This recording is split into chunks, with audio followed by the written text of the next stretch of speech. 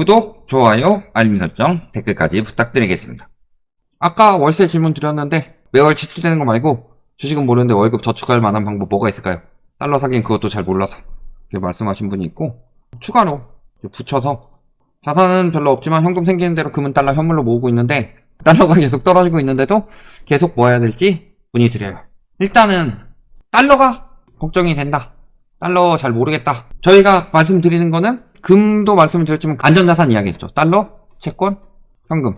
미국 입장에서는 달러도 현금일 테지만, 근데 채권 같은 경우는 빛을 발하는 거는 경기 침체가 와서 금리 인하 시기 때 빛을 발합니다. 왜냐면 기준금리가 떨어지면 채권금리도 떨어지면서 채권 가격이 올라가기 때문에 그렇다. 그렇다면은 달러를 내가 잘 모르겠다, 달러도 불안하다 라고 하면 현금 쪽에서도 우리가 생각을 해봐야 되겠죠. 달러가 물론 그 부분에 대해서 우리가 달러를 사야 되는 이유에 대해서 이야기를 할 거지만, 현금 쪽에서 우리가 생각을 해본다면요, 그런 이야기를 합니다. 현금 가지고 있으면 호구다. 왜 현금 가지고 있으면 호구냐? 화폐가치 하락이 되고 있는데 현금 가지고 있으면 계속 손실을 보는 거다 라고 이야기를 하는데요, 금리라는 게 괜히 있는 게 아니에요. 예를 들어서 금리가 마이너스 금리라면은 호구가 될 수도 있죠. 근데 100만원을 가지고 있는데 물가 상승률이 3%예요. 그래서 100만원을 살 수 있는 게 103만원이 됐어요. 근데 이거를 은행에 예금을 했는데 예금 금리가 3.5%다. 그럼 103만 5천원이 돼요. 내가 샀으면은 100만원 가지고 현재 103만원짜리 물건을 중고로 가지고 있을 테지만, 실질적으로 예금을 해놓으면은 물가 이상으로 올라가게 되면은 호구되는 거 아니죠. 오히려 이득 보는 거죠. 그런 거고, 현금 보유할 때 이런 걸 보셔야 됩니다. 우리가 현금을 보유하는 이유는 무엇 때문이에요? 그러면 수익성보다는 안전성에 치중을 더 주는 거죠. 그러면은 수익성은 높지만 안정성이 떨어지는 현금 보관 방법은 지양을 좀 하셔야 된다. 근데 지금 말씀을 드린 게 저희가 이금융권은 위험하다고 그랬어요. 이금융권은 왜 위험하냐? 대손 충당금보다 PF 손실 예상금이 더 크다. 근데 문제는 PF 손실 예상금만 따졌을 뿐인데 대손 충당금이 PF만 대비하는 게 아니라 연체율에 따른 부실채권도 대비해야 되고 기타 손실이 날 수 있는 모든 걸 대비를 해야 되는데, 요거 제외하고 PF 손실 예상금보다도 대손 충당금이 적다. PF 터지면 당연히 무너질 수밖에 없다. 근데 지금 보면은 횡령 계속 나오고 있고 연체율 계속 커지고 캠코 지금 받을 수 있는 한계에서 지금 막 2배 넘어가고 있는데도 지금 캠코 보고 계속 공매하라고 떠밀어주고 있죠. 그러니까 이금융권은 위험하다는 거고, 그러면은 우리가 생각해 봐야 될 건요, 1금융. 2금융도 다 위험한 건 아니지만 그 은행이 위험한지 안 위험한지 내가 잘 모르겠으면 1금융으로 가라는 소리예요. 또는 이제 정책금융. 이런 것들을 좀 알아봐야 된다. 월 10만원 넣으면 정부가 최대 30만원 더 얹어주는 청년 계좌가 나왔습니다. 물론 한도가 10만원이기 때문에 큰 돈을 모으기는 쉽지 않지만 이거는 청년층이라면 하시면 무조건 좋죠. 그래서 1일부터 21일까지 저소득층 청년을 대상으로 청년 내일 저축계좌 44,000명 모으는데, 이게 어떤 구조냐면은 10만원을 저축하면은 정부가 10만원을 추가 적립해준다. 그러니까 내가 10만원 넣으면 일단 원금이 20만원씩 쌓인다는 소리예요.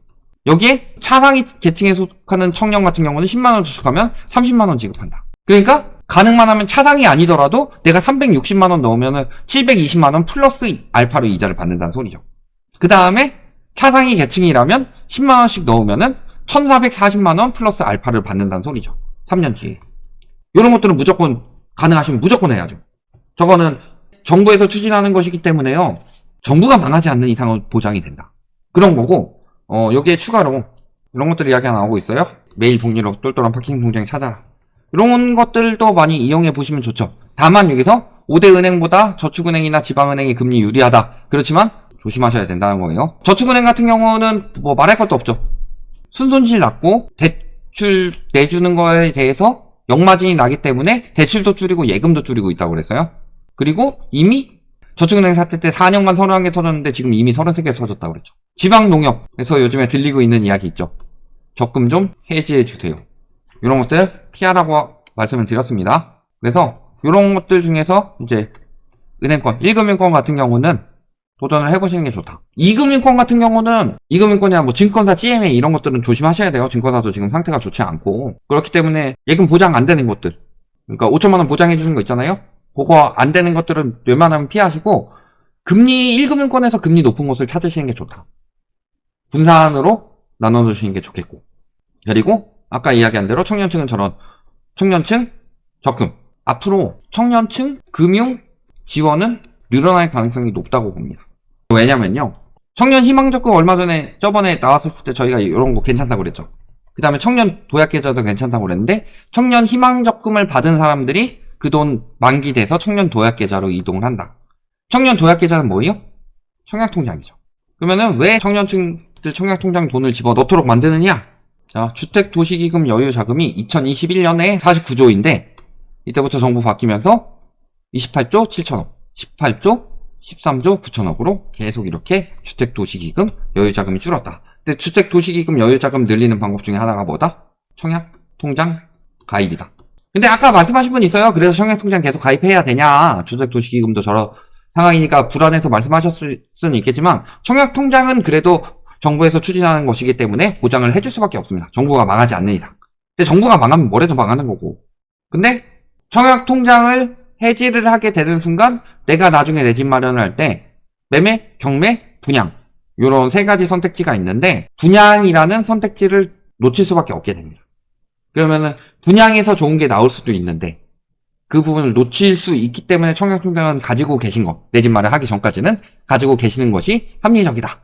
이렇게 말씀을 드리는 거고, 그렇기 때문에 아마 이번에도 저렇게 해서 돈 벌게 만든 것을 청약계좌 쪽으로 넣으려고 유도를 많이 할 거라고 보입니다.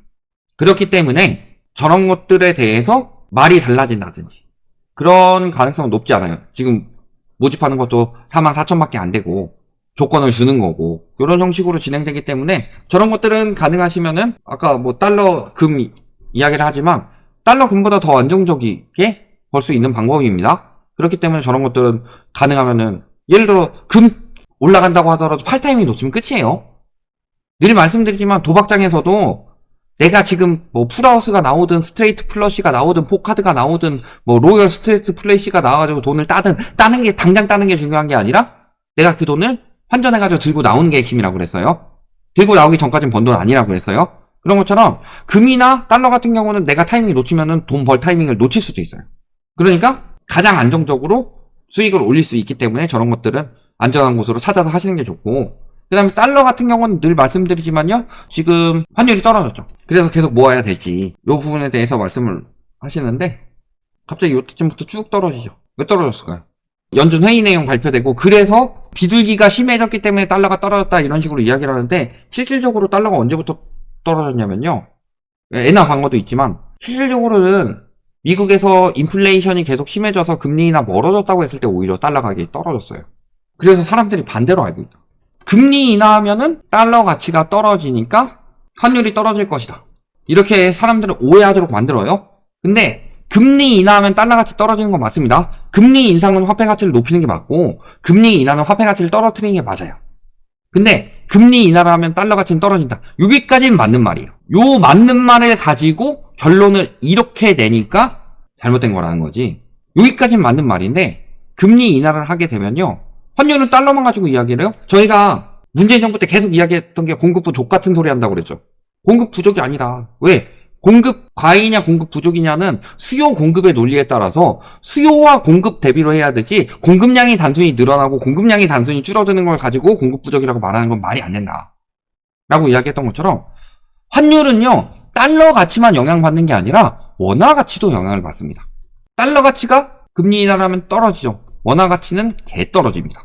왜냐하면 금리 인하를 하게 되면 가장 안전자산인 미국 채권, 아까 채권은 금리 인하 때 빚을 받았다고 그랬죠. 미국 채권으로 자산이 이동하면서 세계에 있는 달러를 빼다가 미국 채권 산다.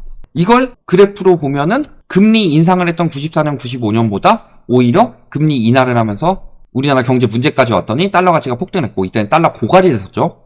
왜냐면은 전 세계적으로 달러 다 빼가서 그래요. 양턱깎기 한 거예요. 그 다음에 2006년부터 2008년까지 금리 인상할 때보다 오히려 2008년부터 금리 인하하고 글로벌 금융이 터지면서 금리 인하하니까 달러 가치가 폭등을 했다. 그리고 이런 식으로 될 때 항상 경제 위기 오고 나서 달러 가치는 원화 가치 대비 고평가를 받는데, 이때도 그래도 빨리 안정을 됐는데 지금은 안정이 안 되고 계속 이렇게 흘러가고 있다는 소리죠. 위기가 안 끝났다는 소리예요. 그리고 결국에 위기가 지금 미국에서 아직 안 터졌지만 지금 1분기 경제 성장률 하고 고용률 보면은 미국에서도 이제 버티고 있던 게 슬금슬금 균열이 나고 있다는 그런 티가 나고 있죠. 그때 어떻게 될 거냐? 그때 달러 가치 폭등할 수밖에 없죠. 저런 사태는 똑같이 나올 수밖에 없어요. 근데 문제는 금리 인하가 쉽사리 안 일어나는 거고, 과거 같은 저금리는 안 나온다고 그랬어요. 그리고 지금 계속 경제 위기 상황이다. 늘 말씀드리지만 달러 가격의 고점은 아직 나오지 않았습니다. 아직 터진 거 아무것도 없고 슬금슬금 올라가는 상황이에요. 지금 얼마 전 대비로 몇십 원 떨어졌다라고 말씀을 하실 수는 있겠지만요. 불과 한 3달 전만 하더라도 요 정도 가격이 뉴 노멀이었는데 지금은 요 정도 가격이 뉴 노멀이 됐다. 이 뉴 노멀이라는 게 계속 궤도식으로 올라가면서 1년 추세로 봤더니 요 정도에서 올라갔다가 빠지는데 전보다 올라가고, 올라갔다 빠지는데 전보다 올라가고, 올라갔다가 빠지는데 전보다 올라가고, 이런 식으로 계단식으로 계속 올라가고 있다. 달러 가치보다 지금 원화 가치가 더 빠르게 떨어지고 있다는 걸 우리가 핵심적으로 봐야 된다. 그래서 달러 같은 경우는 아직은 보유하고 있는 때가 맞다. 분명히 한번 튈 시간이 올 수밖에 없다. 다만 물론 조금 센스가 있는 분이라면 이러다가 이렇게 튀었을 때 요때 한번 팔고 요때 사고, 요때 팔고 요때 사고, 요때 팔고 요때 사고, 이러면 좋겠죠. 근데 내가 만약에 그 타이밍을 못 잡겠다, 그러면 지금 달러를 손절해야 될 때냐, 요때 샀는데 요때 손절해야 될 때냐, 아니요, 분명히 다시 이렇게 더 올라갑니다. 요건 확신드릴 수 있어요. 여기까지 말씀드릴게요.